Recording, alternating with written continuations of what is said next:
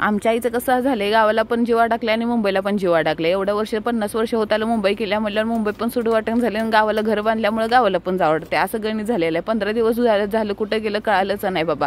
कारभारी म्हणतात तुझ्या नावाचा डबा मला चक्कीत आणायला जाते. माझी आजी सासू छाक दिसते का नाही, पण कशी म्हणते नाही बाबा मी पदूर घेतलेला नव्हता, परत एकदा माझा फोटो काढ आणि वर्ण कशी बसते दिसत्या, मी सगळ्यांपेक्षा भारी दिसतोय की नाही बघा. काय कॉन्फिडन्स आहे ह्या वयात पण माझ्या आजी सासूचा.